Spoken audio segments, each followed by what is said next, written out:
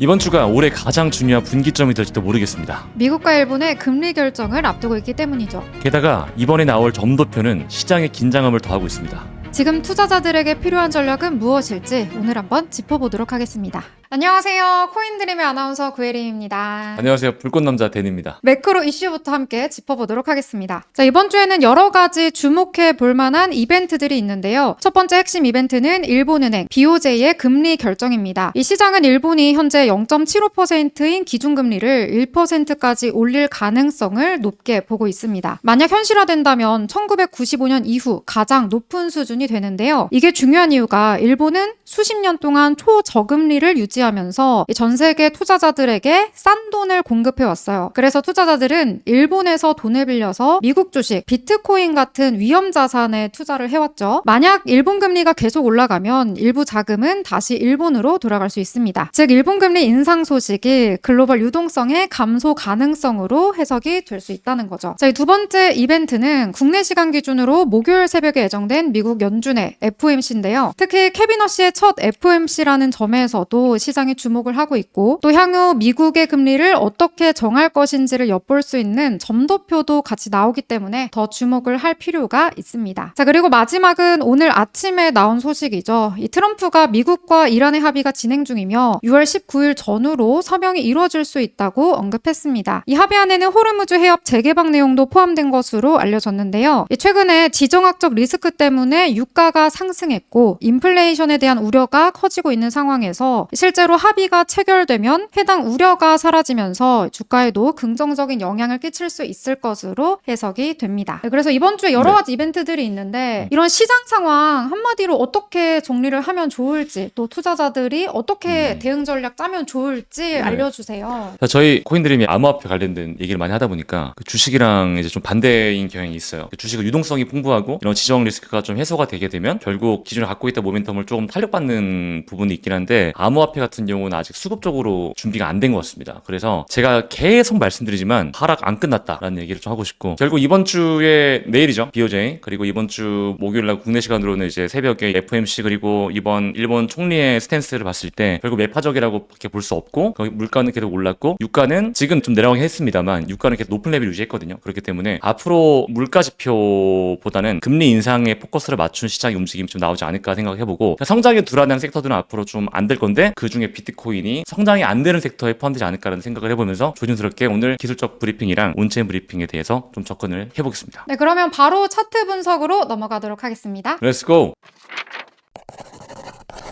자, 우선 저희 시황 컨텐츠를 화요일이랑 목요일날 올려드렸는데 앞으로는 월요일에 올려드리고 실시간 방송도 화요일부터 금요일 오전에 진행하는 걸로 바뀌었으니까요, 참고하시면 될 것 같고요. 그리고 지금 제가 텔레방에 제가 올려드린 내용들 지난주 전략 올려드렸어요. 보시면은 뭐 날봉 쐐기 형태로 지금 올라가고 있는데 이런 형태를 보고 있다, 그래서 우리는 이렇게 좀 대응하고 있다 정도로 말씀을 드렸었고, 아직 전략에 대한 변경은 없습니다. 그래서 오늘 왜 그렇게 보고 있는지, 이번 주는 왜 더 조심하게 봐야 되는지에 대해서 얘기할 거니까 아무래도 영상보다는 좀 글로 빨리 올려드릴 수 있는 게 여러분들께 조금 더 좋을 거니까 댓글란 보시고 텔레그램 확인 좀 감사드리겠고요. 자, 첫 번째로 보면은 비트코인 차트를 먼저 보겠습니다. 날봉인데 최근에 이제 고점이 나온고 저점이 갱신됐기 때문에 이 기준을 바꿔야 돼요. 첫 번째 고점을 우리가 5월 6일로 가정을 해보고요. 그리고 두 번째는 저점을 6월 5일로 가정해 보겠습니다. 그래서 우리가 이걸 보고 피보나치 되돌림 레벨을 작동해 볼 건데, 결과론적으로는 이 하락 파동의 0.236 레벨을 돌파했습니다. 그러니까 여기를 돌파를 하게 되면 어떤 의미가 있냐면 단기적인 추세는 하락이 좀 멈췄다라고 볼 수가 있고요. 그럼 이제 그 다음 레벨을 볼 때 우리가 0.382 레벨까지 보기 때문에 지금부터 약 한 4% 정도 더 열려 있어요. 자, 그렇기 때문에 지금 하락에 대한 의견을 갖고 있는 혹은 준비하시는 분들께서는 리스크 관리를 철저하게 해야 되는 부분이고, 실제로 저희 같은 경우는 레버리지를 10배에서 5배 변경하면서 지금 약간 시장을 조금 더 보고 BOJ라든가 FOMC를 보고 추가 대응하기 위한 대응 준비를 하고 있습니다. 자, 그래서 일단 비트코인이 그러면 앞으로 어떻게 움직일지에 대해서 좀 접근해봐야 되는데, 저는 여전히 상방은 좀 제한적이라고 보고 있어요. 그 이유는 기술적인 근거도 있습니다만은 수요, 그리고 온체인 데이터라든가 이런 거시적인 환경에 대한 좀 불확실성에 대한 얘기를 좀 하고 싶고요. 결과론적으로 지금 유가가 좀 내리고 있긴 합니다만 여전히 높은 수준을 유지하고 있죠. 배럴당 80불 정도 유지하고 있고요. 그리고 달러 인덱스라든가 지금 미국 단기금리 2년물짜리를 보더라도 4% 위에 있거든요. 그러니까 지금 지정 리스크라든가 이거는 이미 해소될 거라는 걸 이미 시장은 알고 있었던 겁니다. 자, 그럼에도 불구하고 이미 물가라든가 뭐 CPI, PPI, 뭐 코어도 다 많이 올랐고 PC도 올랐기 때문에 결국 물가가 올랐기 때문에 앞으로는 암호화폐, 그러니까 성장에 좀 뒷받침 받쳐주지 않는 섹터 같은 경우는 아까 말씀드렸지만 성장이 힘들 거다라고 말씀드렸는데요. 그 중에 하나가 저는 코인이라고 봅니다. 자, 그럼 지금 제가 얘기하는 상방은 제한되어 있다는 얘기를 하고 있는 건데, 첫 번째로는 올해 2월 7일부터 올해 4월까지 있던 이 POC 라인을 보도록 하겠습니다. POC 라인은 이 가격 구간에서 가장 많이 거래가 된 구간, 심리적으로 만약에 이 아래 캔들이 있다면은 저항 역할을 하고요, 이 위에 있으면 지지 역할을 합니다. 이 구간이 지금 67K 정도다라고 말씀을 좀 드려보고요. 그리고 제가 지난번에 말씀드렸던 가격 반응이 강하게 나왔던 구간들을 봤을 때 이런 가격 반응이 좀 세게 나온 구간들 LVP 매물대라고 하는데요. 지금 보시면 이 LVP 매물대를 소화하지 못하고 좀 눌려있는 흐름이에요. 물론 이 날봉의 마감 형태를 보면은 이전에 있었던 음봉과 양봉들을 장악해서 마감했기 때문에 단기적인 추세는 나올 수 있겠으나 이게 추세가 확장될 수 있을 거라고 생각하진 않습니다. 자, 이게 이 전 저점 2월 6일 저점을 이탈했을 때 나왔던 수급에 대해서 저는 신뢰하지 못해요. 자, 이건 차트나 이제 이런 가격 반응에 따라서도 말씀을 드릴 수는 있겠지만 기본적으로 온체인 데이터를 기준으로 본다면 여전히 지금 반등에 우리가 의사결정할 때 매수를 해야 될까 아니면 지금 좀 정리를 해야 되고 현금을 갖고 있어야 될까라는 관점에서 본다면 저는 후자예요. 여전히 약세에 대한 얘기를 하고 싶고, 차트 같은 경우는 사실 그냥 가격적인 그냥 이런 매물대적인 얘기밖에 할 수 없기 때문에 오늘은 온체인 데이터에 조금 더 집중해서 얘기를 해보도록 하겠습니다. 네, 그러면 단기 하락 추세는 멈췄다. 대신에 상방은 제한적이다. 그래서 그렇죠. 어떻게 대응해야 될 것인가를 고민했을 때는 현금 비중을 늘려라. 이렇게 정리를 해보면 될까요? 네, 맞습니다. 그러니까 지금 변동성이 크기도 하지만 사실 저는 추가 하락에 대한 의견을 갖고 있는데 지금 굳이 무리해서 어떤 포지션을 결정을 해서 막 엄청 무리할 필요는 없다라는 거죠. 좀 더 지켜보고 의사결정하는 게 좋지 않을까라는 말씀을 드려보겠습니다. 네, 그럼 이어서 저희 온체인 분석으로 넘어가 보도록 하겠습니다.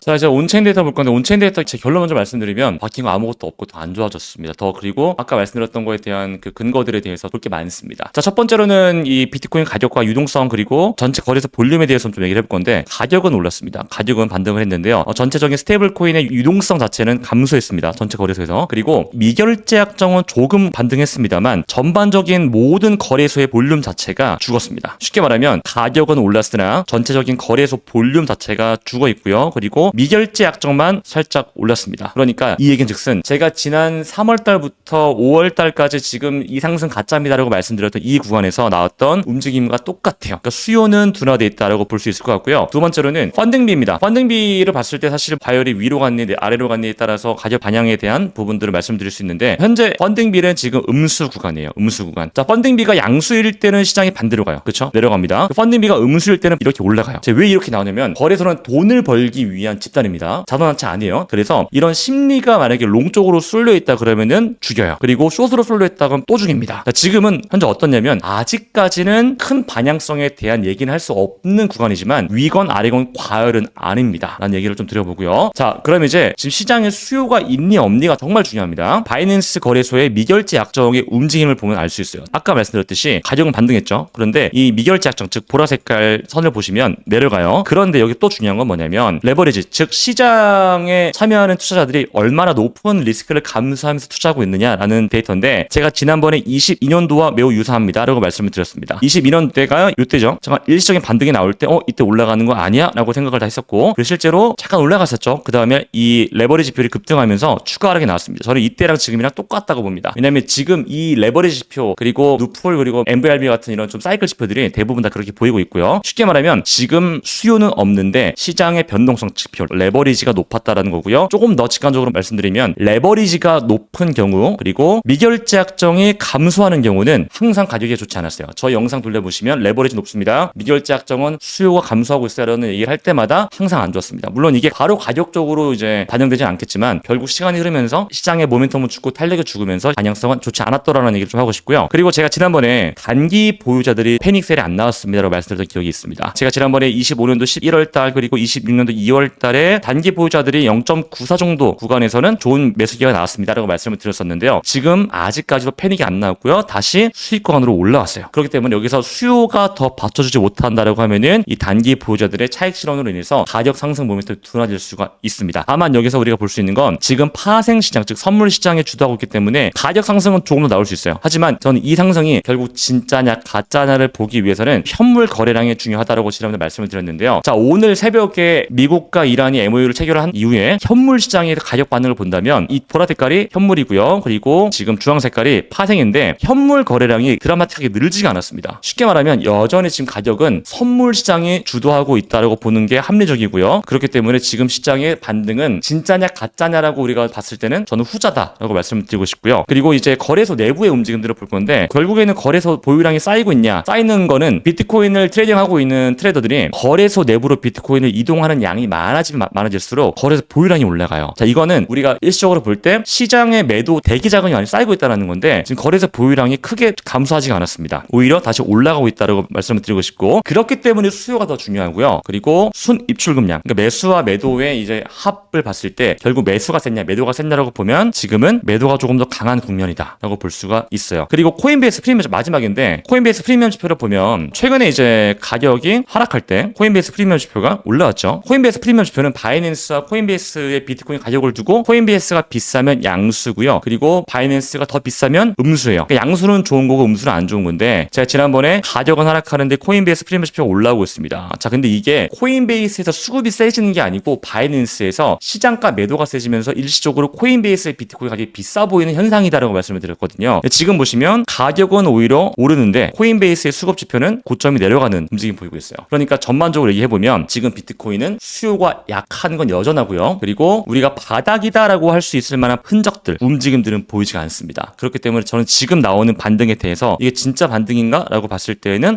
글쎄 그럼 상승은 막혀있냐라고 얘기한다면 상승은 더 나올 수는 있지만 왜? 파생에 주도하니까 더 나올 수는 있지만 그게 추세적이지는 못할 것이다라는 생각을 하고 있다는 겁니다. 지금 그러면 상승이 단기로 올라오는데 네. 파생 시장이 주도하고 있다. 맞아요. 그럼 살짝 더 갈 수 있다는 거잖아요. 그렇죠. 그럼 언제까지 이게 올라갔다가 내려갈 수 있다 이렇게 봐야 될까요? 저는 기술적으로 보면은 68K를 돌파하면은 이 전체적인 하락 뷰를 폐기하는 게 맞다고 봐요. 단기적으로는. 그래서 저도 이제 여기까지는 좀 단기적인 하락 추세로 전환할 수 있다라는 거에 대한 아이디어를 갖고 이제 매매 시도할 텐데 68K를 좀 돌파한다 그러면 계속 하방으로 보는 건 좀 위험하지 않을까. 그냥 가격으로는 68K. 여기서도 마찬가지로 온체인 데이터가 이때 좀 큰 변화가 없다? 그럼 저는 다시 하방을 또 볼 것 같아요. 결국 데이터를 기준으로 좀 보지 않을까. 그러면 68K 앞으로 주목을 해봐야겠네요. 네, 얼마 맞습니다. 안 남은 것 같아요. 지금부터 한 4.5% 남았는데 떨립니다. 네, 오늘 이번 주 쭉 정리해봤는데 일단 여러 가지 이벤트들 있으니까 계속해서 지켜봐야 할 것 같고요. 이런 관점 일단 하락뷰 말씀하셨으니까 네. 그대로 따라가는 게 좋겠죠? 68K 일본 기준으로 돌파하면은 조심해야 되고 그 전까지는 저는 충분히 시도할 만하다고 생각합니다. 이 내용들은 제가 이번 주에 라이브 말고 텔레그램을 통해서 가장 빠르게 좀 업데이트를 해드릴 거니까 관점에 대해서 댓글란 보시고 접속해주시면 감사하겠습니다. 고정 댓글에 텔레그램 링크 있으니까요. 해당 링크 누르시고 방에 입장하시면 다양한 정보와 실시간 대응 전략까지 받아보실 수 있습니다. 우리 영상 계속해서 지켜봐 주시고요. 댓글도 많이 달아주세요. 구독과 좋아요 눌러주세요. 그럼 저희 다음 시간에 만날까요? 네, 감사합니다. 안녕.